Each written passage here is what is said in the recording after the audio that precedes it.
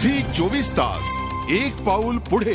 ग्रामपंचायतीच्या निवडणुकीत सदस्यांना हेलिकॉप्टरनं आणण्याचा विक्रम नाशिक जिल्ह्यात घडलाय। इगतपुरी तालुक्यातल्या मुंढे गावात यासाठी खास हेलिपॅड उभारण्यात आलं होतं। या हेलिपॅडवरून गावाचा आढावा घेतलाय आमचे प्रतिनिधी योगेश खरे यांनी। इगतपुरी तालुक्यातील मुंढे गावच्या हेलिपॅड जवळ आपण उभे आहोत। हे हेलिपॅड राज्यातल्या राजकारणामध्ये एक वेगळं दिशा देणारं हेलिपॅड ठरलेलं आहे। कारण काल याच हेलिपॅडवर ग्रामपंचायतीच्या सरपंच पदाच्या निवडणुकीसाठी सदस्यांना हेलिकॉप्टरने आणण्यात आलं आणि त्यानंतर पूर्ण राज्यामध्ये या निवडणुकीविषयी चर्चा सुरू झाली। खरं म्हणजे हे गाव जर आपण बघितलं तर हे गाव कंपन्यांच्या आर्थिक व्यवस्थेवर चालणारं असं गाव आहे। कंपन्यांकडून जो काही महसूल या गावाला मिळतो तो जवळजवळ वार्षिक 30 लाख रुपयांचा महसूल या ठिकाणी मिळत असतो।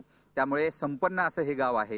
या गावामध्ये पाणी पुरवठा योजना ही यशस्वीपणे राबवली गेलेली आहे। संपूर्ण गावामधले जवळजवळ 80% रस्ते हे काँक्रिटीकरण झालेले आहेत।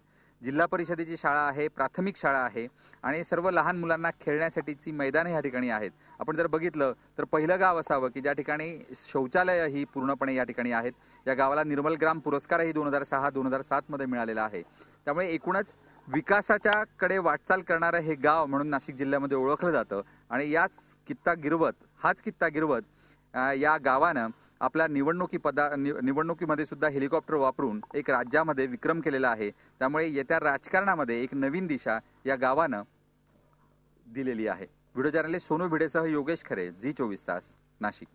झी 24 तास एक पाऊल पुढे।